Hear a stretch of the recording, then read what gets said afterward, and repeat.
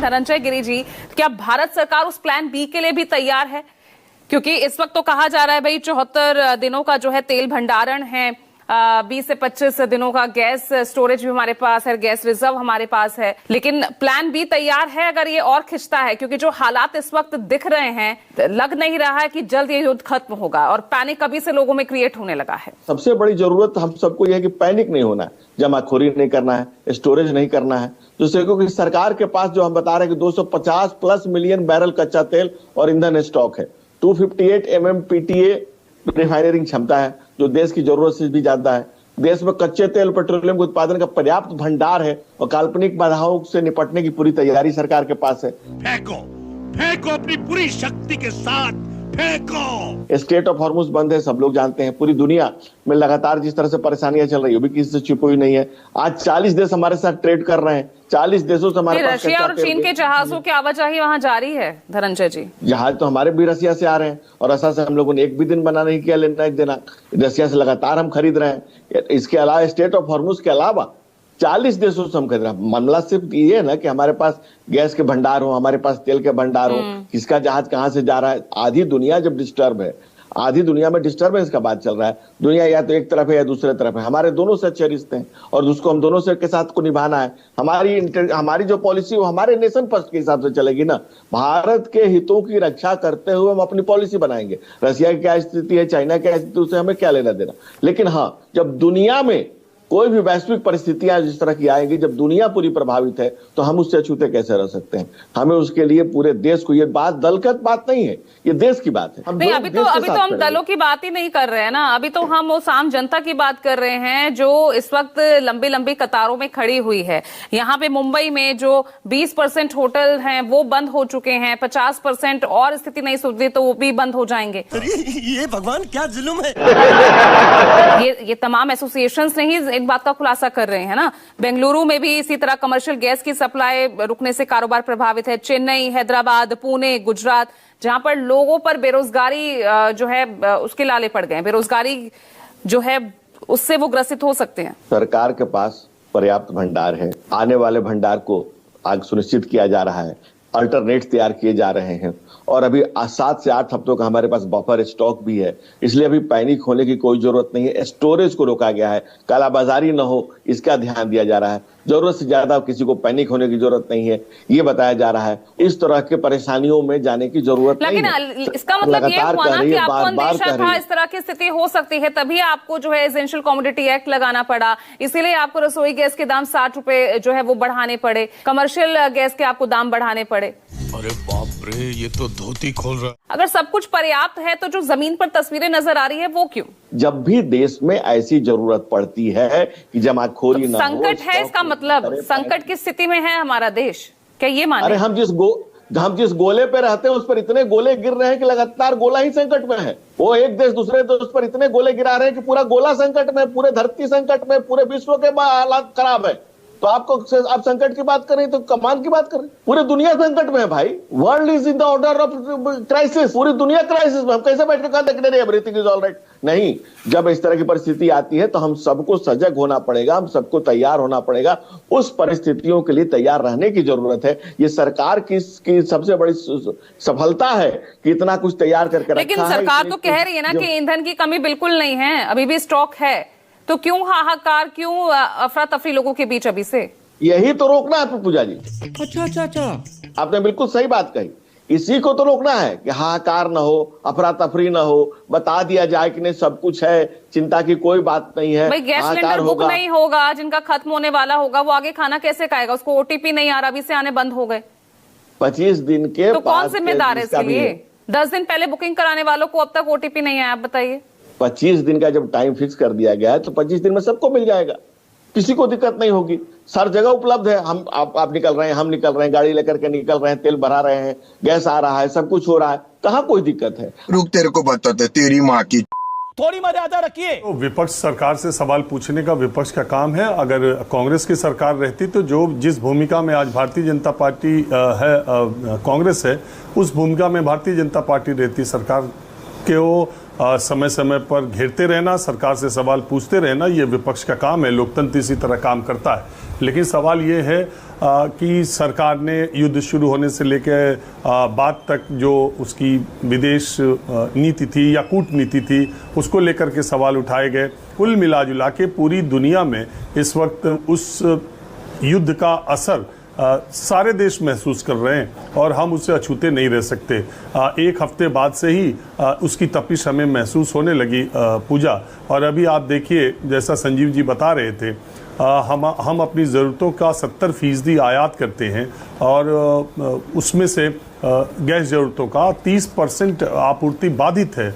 और ऐसी स्थिति में निश्चित तौर पर गैस की प्रॉब्लम होनी है। अच्छा, और वो होते हुए दिख भी रही है।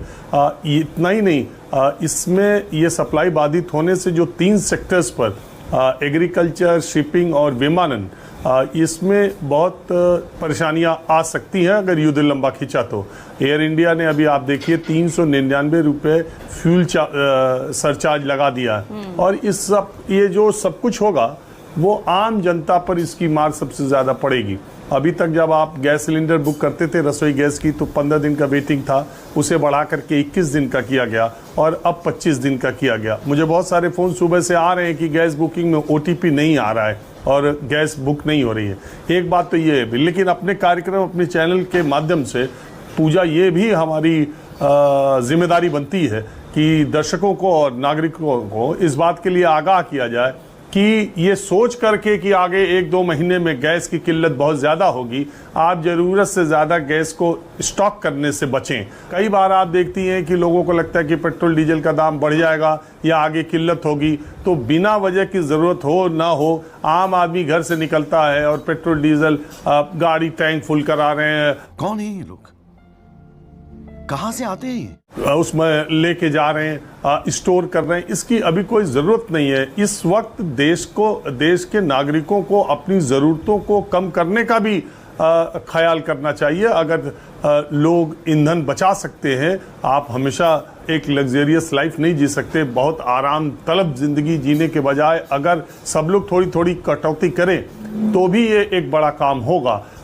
निश्चित तौर पर जो आपने सवाल पूछा, आखिरी बात मैं ये कह रहा हूँ कि अगर 3 से 4 दिन भी ये युद्ध और लंबा खींचा तो इसकी परेशानी दुनिया के तमाम मुल्कों में होगी और हमें भी होगी और ये कई सेक्टर्स को प्रभावित करेगा। धनंजय गिरी जी, 2014 में इंपोर्टेड कच्चे तेल पर निर्भरता हमारी 77.6% थी। 2026 में वो 88% हो गई, 88.6%। घरेलू कच्चे तेल का उत्पादन 2014 में 37.8 मिलियन मीट्रिक टन था। 2026 में ये घटकर 28 मिलियन मीट्रिक टन हो गया। निर्भरता भी तो हमारी कितनी बढ़ती जा रही है ना आयात को लेकर। इस गोले पर सबसे बड़ा रिफाइनरी प्लांट सिंगल शॉट में सिर्फ हमारे पास गुजरात में रिलायंस का जो है। खाओ मां कसम। और ये 2013 का मैं बीरप्पा मोइली जी का ट्वीट दिखा रहा हूं कि 8 बजे रात के बाद पेट्रोल पंप को शट डाउन करना पड़ेगा। 2013 का, जबकि ऐसी भी कोई परिस्थितियां नहीं थी, सिर्फ इराक में डिस्टर्बेंस चल रहा था। और महान अर्थशास्त्री प्रधानमंत्री हुआ करते। आज जिस तरह से हम ऐसे कमजोर विपक्ष को, मैं ऐसे पिलपिला विपक्ष मैंने कभी सोचा भी नहीं था। कोई ढंग की बात करते। साले का खोपड़ी तोड़ साले का। 2 दिन पहले जब अंतर्राष्ट्रीय बाजार में कच्चे तेल की जो कीमतें थी वो 100 के पार हो गई, 110 के पार हो गई। एक समय आया जब वो 120 के पार हो गई, लेकिन मंगलवार आते आते हालात सुधर गए क्योंकि ओपेक कंट्रीज और रूस ने मिल करके अपना उत्पादन बढ़ा दिया, जिसका नतीजा है कि वो फिर से $90 के आसपास आ गई या उससे थोड़ा भी नीचे कल ट्रेड कर रही थी। तो गैस और LPG और ईंधन, इन सबों का हमारे यहाँ आयात होता है, ये हम सब जानते हैं। अंतर्राष्ट्रीय बाजार की जो कीमतें होती हैं वो तय करती हैं। पर यहाँ पर एक और प्रश्न है कि आप जहाँ से सोर्स करते हैं, आप जहाँ से चीज़ों को मंगवाते हैं, अगर वो क्षेत्र सप्लाई नहीं कर पा रहा है तो फिर कीमतें नीचे भी आ जाएं दूसरे फैक्टर से। यहाँ तो देखिए सप्लाई बढ़ा दिया रूस और ओपेक कंट्रीज़ ने, तो कीमतें नीचे आईं। लेकिन जहाँ तक गैस का सवाल है वो तो आप कतर से लेते हैं और कतर जो है वो हॉर्मूज की खाड़ी की वजह से बंद है। तो ऐसे में ये जो बातें सरकार की तरफ से कही गई कि सब कुछ कंफर्टेबल पोजीशन है, ये ढांढस दिलाने के लिए ज़्यादा थी। इतना छोटा पहले कभी नहीं हुआ होगा। ढांढस दिलाने के लिए इसीलिए ज़्यादा क्योंकि आप जानती हैं कि जो एलपीजी जो माफ़ करें जो ईंधन होता है उसका जो हमारे पास स्टॉक होता है पेट्रोल और डीजल का वो 25 दिन का प्रोडक्ट होता है। 25 दिन का इस बार बताया गया है कि हमारे पास क्रूड बचा हुआ है, यानी कि 50 दिन के आसपास हम रिलेटिवली कॉन्फिडेंट हैं, कंफर्टेबल हैं कि हमारे पास इतना तो स्टॉक है। लेकिन जो स्ट्रैटेजिक रिजर्व गैस का होता है वो ज़रा कम होता है। जो एलएनजी होता है उसका स्ट्रैटेजिक रिजर्व हमारे पास 10 रोज के आसपास का ही होता है। लिहाजा हुआ ये कि जैसे ही कतर से आने वाला गैस बंद हुआ हॉर्मुज की खाड़ी के बंद होने की वजह से, उसके बाद से हमारे यहाँ एक सिचुएशन ऐसी आई जिसमें कि आवक जो है वो कटौती हो गई। अब आपको आंकड़े के जरिए इसी बात को हम बताएं पूजा, तो अभी आज की तारीख में हमारा जो स्टैंडर्ड आवक है वो है 19.1 standard cubic metre, million cubic metre हम मंगवाते हैं। वो फिलहाल घट करके जो उसमें उसकी जो आवक है वो करीब 1/3 से घट गई है, तो 6 स्टैंडर्ड क्यूबिक मीटर घट गया है। अरे देवा, ये गड़बड़ है बाबा। अब अगर इतना गैस घट गया है, आवक उसकी कम हो गई है, तो जाहिर है उसका असर तो पड़ेगा ही ना। इसीलिए तो कल सरकार ने उसको प्रायोरिटाइज कर दिया। हमारे यहाँ परंपरा है जिसकी बात आप कह भी रही हैं, एसेंशियल कमोडिटीज एक्ट 1955, जो ये तय कर देती है कि अगर कुछ इस तरह की कमी आती है तो फिर हम अपने इस्तेमाल को प्रायोरिटाइज कर देते हैं। तो भाई घर में जो एलपीजी है उसके लिए 100% है। उसके अलावा ये कह दिया गया है कि जो रेस्टोरेंट हैं वहाँ पर 80% और खाद्य कारखानों में 70% सब जगह गैस का इस्तेमाल होता है। तो ऐसा नहीं है कि कमी नहीं है, ये कहने की बात है और सरकार इसलिए कह रही है कि लोगों में पैनिक नहीं हो, लेकिन इसका असर हो रहा है। और असर ये हो रहा है कि हम दूर दराज के क्षेत्रों में पा रहे हैं कि लोग शिकायत कर रहे हैं कि जिस स्मूथनेस के साथ पहले एलपीजी रजिस्टर हो जाया करता था, घर आ जाया करता था, आजकल वो ओटीपी नहीं आ रहा है रजिस्टर करने में, या फिर ये नहीं कि 2 दिन में आ गया, ये तो व्यवस्था थी ना। तो कहीं ना कहीं एक बड़ा युद्ध चल रहा है, उसका असर हमारे ऊपर बदस्तूर पड़ता चला जा रहा है, ये बात स्पष्ट है। और ऐसे में भी खास तौर पर जबकि स्ट्रेट ऑफ हॉर्मुज को खोलने की अभी तक कहीं कोई गुंजाइश नजर नहीं आ रही है। कल ही रात में इतनी ज्यादा वहां पर गोलीबारी हुई है क्योंकि अमेरिका को शक हो गया है कि पूरे स्ट्रेट ऑफ हॉर्मुज में समंदरी माइंस बिछा दी गई हैं ईरान के द्वारा, और वो हर उस छोटे जहाज बड़े जहाज को मार रहा है जो उसे रास्ते में दिखाई पड़ रही है। तो इन परिस्थितियों में तो वो खुलने वाला है नहीं, यानी कि देश को तैयार करना पड़ेगा सरकार को, और मुझे लगता है कि इसी कोशिश में लगी हुई है सरकार। हमारे देश के सत्ता के शीर्ष में बैठे लोग हैं वो कॉम्प्रोमाइज्ड भी हैं और कंफ्यूज भी। कॉम्प्रोमाइज्ड है अमेरिका, ट्रंप और एप्स्टीन फाइल के सामने, और कंफ्यूज जब मैं कहता हूं आप सोच के देखिए, इन्होंने एक भी पड़ोसी देश बताइए हमारा, एक पड़ोसी का नाम बता दे धनंजय भाई, बड़े प्रबुद्ध हैं, मेरे बड़े भाई हैं, बड़ा सम्मान करता हूं इनका। एक पड़ोसी कोई जिसके साथ हमारे संबंध अच्छे हों। ये जब से आए हैं इन्होंने पूरे विदेश नीति का कबाड़ा करके रख दिया है। इनका क्या है पूजा जी, आप हमसे समाधान ढूंढ रही है, समाधान तो इनके पास में है। अब देखिए रात को 8 बजे महामानव प्रकट होंगे, महामानव आएंगे, कहेंगे भाइयों बहनों मित्रों नाले में पाइप डालो, छोटी सी वो लगाओ भरनी, जब चूल्हा जल जाए तो थाली और भगोने पीटना शुरू करो। मनोवैज्ञानिक दबाव कम होगा, युद्ध का असर कम होगा। ऐसे लोग हैं ये। आज रूस का तेल जा रहा, चाइना का जा रहा, स्टेट ऑफ हॉर्मुज जो ईरान हमें सिर्फ तेल नहीं देता था, तेल देने के साथ क्रेडिट भी देता था, इन्होंने बेमतलब बेवजह जिसका कोई औचित्य नहीं है, सिर्फ क्या बोलूं वही कॉम्प्रोमाइज के चक्कर में जाके रिश्ते खराब करवाए। आज यहां पर हमारे सावंत साहब कह रहे हैं कि अरे वो जो होटल व्यवसायी हैं वो विपक्ष वाले होंगे, कल ये जनता को भी ऐसे ही बोलेंगे। इनके लिए जिम्मेदारी कोई चीज नहीं है, सत्ता सिर्फ मलाई खाना है। विनय सिंह बिन्नू, वाकई में ये वक्त जो है इसी तरह के सवाल उठाने का है, या आप भी कुछ समाधान के साथ आइए ना। संकट तो देश पर है, आम जनता पिस रही है। देश में संकट कितना है ये भारतीय जनता पार्टी को न इनके प्रवक्ता को दिख नहीं रहा। लोग लाइन में लगे हुए हैं, सुबह 5 बजे 4 बजे वो घर से निकल करके गैस के लिए लाइन में लगे हुए हैं, लेकिन ये कह रहे हैं कि ये संकट नहीं है, ये ऐसे ही लगे हुए हैं। इनकी नजर में जो आपने तस्वीर दिखाई है वो एआई से बनवाया गया या विपक्ष ने ले आकर के सबको लाइन पे लगा दिया है। ये कह रहे हैं कि कोई संकट नहीं है, 60 रुपया घरेलू गैस पे बढ़ गया, 115 रुपया जो है कमर्शियल पे बढ़ गया दाम। कह रहे कोई संकट नहीं है, दाम भी बढ़ गया, और उसके बाद हम सुबह से लाइन पे भी लगे हुए हैं। भारतीय जनता पार्टी केवल झूठ बोलती है या केवल इस तरीके का नाटक करती रहती? इन्हें तो जनता के संकट में भी मजा आता है, उसमें भी ये जो है अपना वोट बैंक ढूंढते हैं कि जनता को जितना संकट आएगा हम उसमें हमें पॉलिटिकल फायदा होगा। तो भारतीय जनता पार्टी समाधान नहीं ढूंढ रही है कि हम इस संकट से कैसे निपटेंगे। ये क्या क्या तो आप दे दीजिए समाधान आप दे दीजिए, अगर भारत सरकार नहीं निकाल पा रही तो। सरकार में वो बैठे हुए हैं, आपको भी तो जनता नहीं चुना ना। पूजा जी बिल्कुल सरकार में वो बैठे हुए हैं। हम तो बार बार कह रहे हैं कि विदेशी नीति हमारी और अच्छी होनी चाहिए, लेकिन ये तो क्या कहते हैं अमेरिका के सामने घुटने टेक देते हैं। हमारी सरकार कौन चला रहा है? ट्रम्प चला रहा है, ट्रम्प चलाएगा।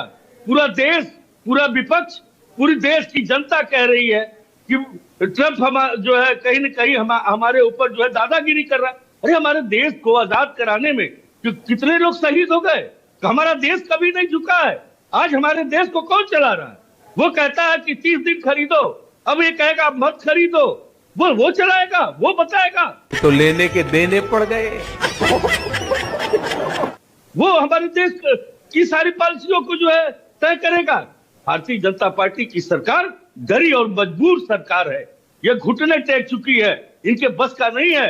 लेकिन विकल्पों पर तो सरकार काम कर रही है ना, किसी तरह की यहाँ पर दिक्कत ना हो। वैभव श्रीवास्तव, तो सरकार उसके लिए तमाम ऑप्शंस पर काम कर रही है। कल भी कैबिनेट मीटिंग बुलाई गई। ये पहली बार नहीं है कि इस तरह की सिचुएशंस आई है। पहले भी इस तरह, कभी इराक वॉर हुआ, कभी कई बार इस तरह की परिस्थितियां आई हैं जब में विश्व में अस्थिरता आई है। हमें नहीं मतलब है कि किसके बीच में कहां युद्ध हो रहा है। ईरान यूएस इजराइल के युद्ध हो रहा है, ह्यूमैनिटेरियन अभी एंगल छोड़ दें, लेकिन हमें ये देखना चाहिए कि भारत का हित क्या है और भारतवासियों को किस तरह से इन सारी क्राइसिस से उबारा जा सके। पूरी की पूरी एंटायर मोदी गवर्नमेंट, जिसे एंटायर पॉलिटिकल साइंस की डिग्री ये लोग लेके बैठे हुए, ये लोग पूरी तरीके से पहले दिन से ट्रम्प के आगे सरेंडर हो गए थे। क्यों सरेंडर हो गए थे? यही नहीं, अभी और सुनिए। आपको ईरान के साथ डायलॉग चैनल क्यों नहीं खोलना चाहिए था? रशिया और चाइना इतने बेवकूफ तो है नहीं, उन्होंने अपना डायलॉग चैनल स्टैब्लिश रखा, सपोर्ट रखा। और ऐसा भी नहीं है वो खुल के वॉर में है, ऐसा तो नहीं चाइना और रशिया खुल के वॉर में है। वो उन्होंने अपना डायलॉग चैनल स्टैब्लिश किया ताकि अपने नागरिकों का हित रख सके। आज मैं आपको बता दूं पूजा जी, वही चीज हो रही है। जयशंकर जी ने अभी ईरान के फॉरेन मिनिस्टर से बात की है और वो एक कूटनीतिक पहल कर रही है सरकार। पहले क्यों नहीं की? क्या आपको नहीं पता था जब जाके वहां पे इजराइल में माला पहन के मोदी जी घूम रहे थे, नेतन्याहू के साथ इधर उधर बैठ के होलोकॉस्ट का म्यूजियम घूम रहे थे? आपको नहीं पता था कि किस तरह की सिचुएशन नहीं आ रही है? इंडिया के पास इतनी टॉप एफिशिएंट इंटेलिजेंस एजेंसी है कि सब पता था भारत सरकार को, लेकिन मोदी जी को फाइल छुपानी थी। कैसे बोलते ट्रम्प के आगे? अभी यूएस प्रेस सेक्रेटरी ने कल फिर बोला है कि हम भारत को परमिट कर रहे हैं कि वो रशिया से, क्योंकि हमारा परमिट, किस तरह की परमिट? अब यूएस तुम लोग बताओगे कि हम भारत को अपना हित कैसे साबित करना है या किसके साथ चलना है? बात तो सही है। भारत ने अभी पिछले साल, 1 साल पहले, 1.5 साल पहले की बात है, ईरान के प्रेसिडेंट की जब मृत्यु हुई थी तब उस पर राष्ट्रीय शोक घोषित किया था, यही मोदी जी ने किया था। अब क्या हो गया? आपने ना वहां के सुप्रीम लीडर की मृत्यु पे कोई शोक व्यक्त किया, 100 से ऊपर हमारे लड़कियों के स्कूलों पे बम गिरा दिया कि उनकी मृत्यु का आपके मुंह से एक आवाज तक नहीं निकली। क्यों पूरे विदेश के सामने भारत की आत्मसम्मान को गिरा रहे हैं भारतीय जनता पार्टी वाले? जवाब दीजिए धनंजय गिरी।